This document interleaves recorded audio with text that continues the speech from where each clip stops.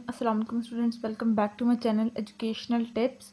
कैसे हैं आप सब? उम्मीद करती हूँ आप सब बच्चे बिल्कुल ठीक होंगे। तो बच्चों, आज मैं आपके साथ शेयर करने जा रही हूँ unit number 6 message in the बोतल। इसकी मैं आपके साथ इसकी रीडिंग शेयर करूँगी। तो आप सब बच्चे अपना पेज नंबर ओपन कर लीजिए, पेज नंबर 49। पेज नंबर 49 के ऊपर आ जाते हैं। तो सबसे पहले हमारे पास है जी words to know. Words to know के अंदर सबसे पहला जो हमारे पास जो वर्ड है वो हमारे पास है जी डिसाइडेड। डिसाइडेड का मतलब क्या है? Made up once mind about something, यानी कि कोई जब अपने दिमाग के अंदर कोई चीज़ की ठान ले कि वो काम कर लेगा। जैसे अगर आप लोग कहते हैं कि मैं आज से पढ़ूंगा, तो आपने डिसाइड कर लिया, ठीक है। उसके बाद फिर आ जाते हैं difficulty, something not to be done easily, यानी किसी काम में मुश्किल हो पेश आना, मुश्किल पेश आ रही हो, आप लोगों से वो काम हो ना रहा हो, ठीक है। उसके बाद फिर आ जाते हैं डिस्कवर्ड। डिस्कवर्ड यानी फाउंड, अनकवर्ड, लर्न अबाउट, यानी कोई चीज़ का के बारे में आपने जानकारी हासिल की, ठीक है। किसी किसी काम के बारे में जानकारी हासिल करना या किसी चीज़ को एक्सप्लोर कर देना, उसको ओपनली बता देना, उसको ओपन कर देना लोगों के लिए। जो चीज़ नहीं वाज़िह थी उसको वाज़िह तौर पे बता देना, उसको कहते हैं डिस्कवर्ड। उसके बाद फिर आ जाते हैं हम लोग foolish, not clever, not bright, यानी कुछ फुलिश ऐसे बेवकूफ़ से इंसान को जो कि चालाक ना हो, उसको हम लोग कहते हैं मैसेज। अ शॉर्ट लेटर और word send from one person to another, एक छोटा सा लेटर, एक छोटा सा टेक्स्ट कहते हैं, एक छोटे से लेटर जो कि हम एक पर्सन से एक इंसान से दूसरे इंसान को दें, उसको हम लोग कह देते हैं मैसेज। जैसे आपने किसी को मैसेज कर दिया, कैसी हो, कैसे हो, ठीक है, तो यह मैसेज हो गया, ठीक है। स्कैम्पर्ड, रन क्विकली एंड लाइटली, तेज़ी तेज़ी से दौड़ना और आस्ते आस्ते से तेज़ी तेज़ी लंबे लंबे कदम रखते हुए दौड़ना स्कैम्पर्ड कहलाता है। Wandered, thought about with curiosity and doubt, यानी कि वॉन्डर्ड यानी कि हैरानी के साथ बहुत क्यूरियोसिटी से, यानी कि बहुत तजस्सुस से किस चीज़ के बारे में सोचना, ठीक है। उसके बाद फिर हम लोग आ जाते हैं इसकी रीडिंग के ऊपर। A long time ago two children Afia and Hasan lived in a small fishing village by a sea. एक दफ़ा का जिक्र है, दो बच्चे, एक का नाम आफिया है और दूसरे का नाम हसन है। ये एक छोटे से गांव में रहते थे। उसके एक ऐसा गांव जो कि समुंदर के किनारे था, जहाँ पे फिशिंग भी थी, ये मछुआरे भी होते थे। फिशिंग यानी जहाँ पे मछुआरे मछलियाँ पकड़ने के लिए आते थे, ठीक है। They were good friends and lived next door to each other, यानी आफिया और हसन ये दोनों आपस में बहुत अच्छे दोस्त थे और हमसाए में एक दूसरे के रहते थे। Their father were both fisherman, और इन दोनों के पापा क्या करते थे? इन दोनों के पापा मछुआरे थे, यानी इन दोनों के पापा का काम क्या था? इन दोनों के फादर मछलियाँ पकड़ते थे, ठीक है। There was no school in the village, गाँव के अंदर कोई स्कूल नहीं था। So the children built sand castles, chased crabs, swam in the sea. अब जाहिर सी बात है, जब स्कूल नहीं था तो पढ़ाई लिखाई भी नहीं थी, तो ये बच्चे क्या करते थे? ये लोग सारा दिन खेलते कूदते थे मट्टी के साथ, साथ ही साथ केकड़े पकड़ते थे, ठीक है। और स्वाम इन द सी, यानी कि स्वाम स्विम से निकला है, और ये दरिया के अंदर मतलब स्विम करते थे, ठीक है, तैरते थे। And climb coconut palms all day long, यानी कि और फिर इनका एक और काम क्या होता था कि सारा दिन कोकोनट के दरख्त के ऊपर चढ़ते रहते थे। वो चढ़ते चढ़ते खेलते रहते थे ऐसे। They had a wonderful life without any worries, उनकी ज़िंदगी बड़ी ही अच्छी थी और उनकी ज़िंदगी में कोई परेशानी नहीं थी। One day they were playing on the beach, एक दिन वो लोग दरिया के किनारे बीच पर यानी साहिल समुंदर खेल रहे थे। When they found a large green बोतल, तब उन्होंने एक ग्रीन कलर की बोतल पाई। नेक्स्ट पेज पे आ जाइए, आप देखते हैं उस बोतल में क्या था। With great difficulty, the children took the cap off the bottle. Inside it found a piece of a paper. अब पहले तो उनसे वो बोतल के ऊपर से ढक्कन नहीं उठा। जब उनको बड़ी मुश्किलों से उन्होंने वो ढक्कन उठाया बोतल के ऊपर से, तो उन्हें क्या मिला? उन्हें एक कागज़ का टुकड़ा मिला। What does it say? Cried Afia excitedly. अब वो बड़े एक्साइटेड होकर, यानी बड़े तजस्सुस से आफिया कहती है इसके अंदर क्या लिखा होगा? I don't know, replied Hasan. अब जाहिर सी बात है, जब जिन बच्चों ने स्कूल नहीं देखा होगा उन्हें क्या पता कि इसके अंदर क्या होगा। There is some writing on it but we can't read. اس کے اوپر کچھ تو لکھا ہے لیکن ہم پڑھ نہیں سکتے. The children wonder what to do. اب بچے جو یہ دونوں عافیہ اور حسن سوچ میں پڑ گئے کہ اب کریں تو ہم کریں کیا. Old Babu, the shopkeeper in the village. اب اولڈ بابو ایک کس کا نام تھا, ایک دکاندار کا نام تھا جو کہ اس ولیج میں اس گاؤں میں رہتا تھا. could read. وہ اس نے حسن کا اولڈ بابو وہ جو شاپ کیپر ہے وہ پڑھنا لکھنا جانتا ہے تو ہم اس کے پاس لے کے چلتے ہیں. He would be able to tell them what it said. وہ ہمیں ضرور بتا دے گا کہ اس لیٹر کے اندر اس پیج کے اوپر کیا لکھا ہوا ہے. دے ڈیسائیڈ ٹو گو ٹو ہم.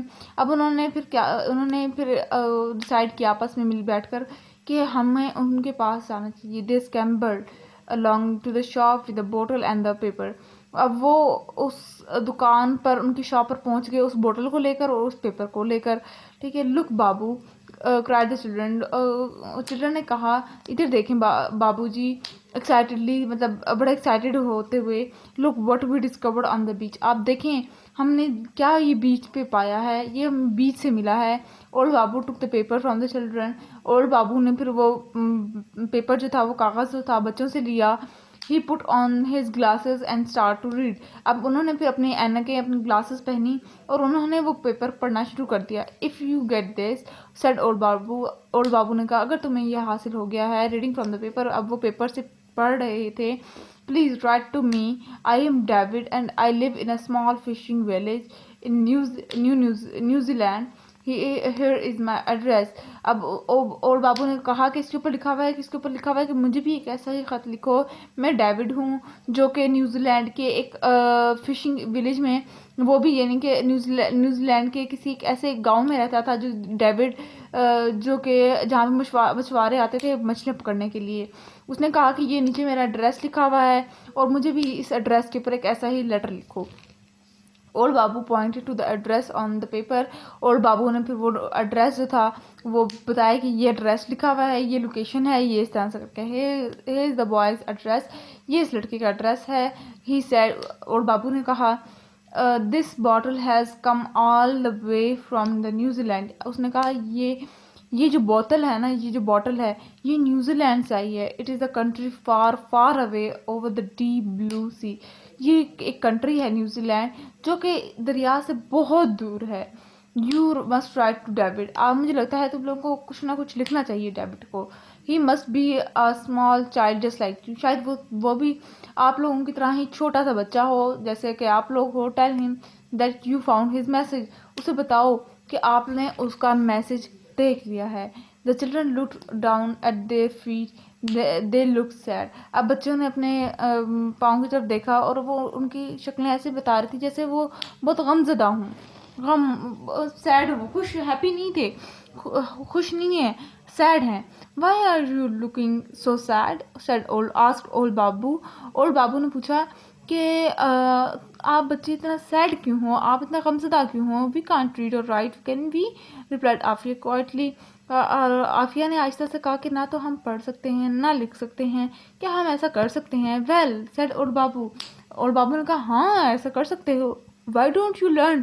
تم لوگ پڑھ لکھ کیوں نہیں سکتے. دیر از know school here sad Hasan. How can we learn.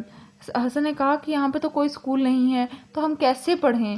I will teach you said old Babu. Old بابو نے کہا کہ میں تم لوگوں کو پڑھاؤں گا. اور ان کے چہرے پہ ہر کسی مسکراہٹ تھی, اسمائل, مسکراہٹ. ٹھیک ہے. From that day every afternoon when the shop was quite the children set with old Babu. Set کا مطلب ہوتا ہے سٹ سے نکلا ہے یعنی بیٹھ جانا. ٹھیک ہے. اب ہر روز جب بھی دوپہر کو جب شاپ پہ کوئی بھی نہیں ہوتا تھا, دکان پہ کوئی بھی نہیں ہوتا تھا, تو بچے یہ دو بچے عافیہ اور حسن آ جاتے اولڈ بابو کے پاس. ہی give from them news paper and pencil and he taught them.